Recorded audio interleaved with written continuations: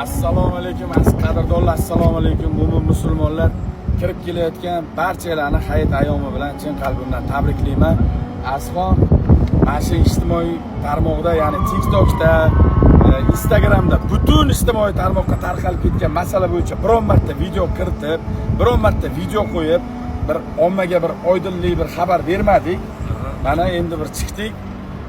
Assalomu alaykum hammaga. Mana shu yo'qolgan pul temasi bo'yicha juda ham ko'pchilik joylarda hammani oldida tema bo'ldi.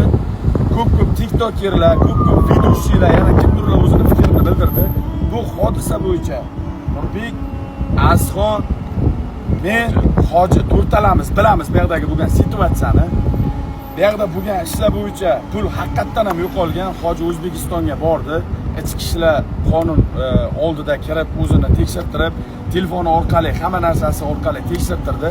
Lekin pul haqiqatan ham yo'qolgan. Do'stlar, aziz qadrdonlar, sizlar PR qilyapti yoki qanaqadir nima qilyapti degan fikrlar ham juda ko'pchilik insonlarda bo'ldi. PR bo'lgani yo'q. Aziz, o'zing fikringni ayt. Bu haqiqatda pul yo'q, hali o'sha qanaqadir TikTok platformasiga ulanib turib urib yuborilgan.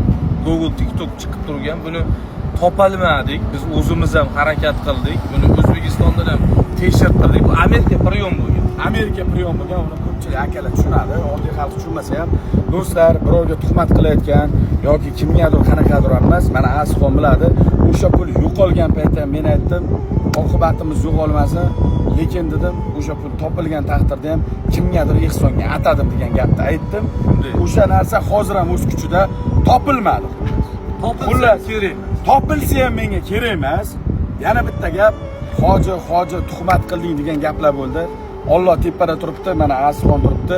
3 kun, 4 kun mana shu yerda bo'lgan voqea nimalarni hammasini fakt qildik. Hoji pul yechilgan paytda oldimizda bo'lmagan, rostdan ham hech qanday mana shu 3 kun yechilgan mobaynida bittasida ham oldimizda bo'lmagan, Android telefonda qilingan. Shunga asoslanib hojiga qaratilib qoldi. Mana hoji ham qilmagan ekan. Davlatning oldiga kirib chiqdi. Biz tuhmat qilib Fotiminni hoji qildi degan video chiqarmaganmiz. Bu masala bo'yicha birinchi marta video chiqaryapmiz. Mana to'g'ridan to'g'ri. Xullas, pul topilmadi. Tema qilayotganlar temasini qilaversin. Biz hech kimdan bir da'vogar emasmiz. Bu pul to'g'ri katta. Yana bitta narsa Azxon. Misol, bitta oiladan pul yo'qolsa, mana Doston aka, siz, Shokir, sen ham eshit. Oiladan pul yo'qolsa, mana oddiy insonmiz. Oilada yashayotgan farzandlaringizdan bo'lsa tergov qilib so'raysizlar, to'g'rimi? Shunday. Meni ham to'g'ri tushuninglar, aziz qadrdonlar. Haqiqatan bu voqea bo'lgan Telegram kanalimga hamma storiesda yechilgan summalarigacha qo'ydim. Kim olgan bo'lsa ham mayli, onasining yaxshi kuniga buyursin. Bu yuboshimdan sadaqa, hayitimdan ehson, tamom. Azxon fikringiz. Menimcha Nurbek bo'lishi ham mumkin.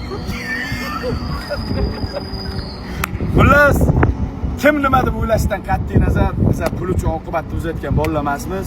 Prosta alam qilgan tomoni o'zimni ichimga do'stim deb, mana qo'limdan kelgancha og'ir kuniga turib, O'zbekistondan chaqirib, qamoqdan chiqqandan keyin yordam qilayotgan insonlarimdan shu ish bo'ldi deb shubhalanganligim uchun yuragim og'ridi. Pulda guring bo'lgan yo'q.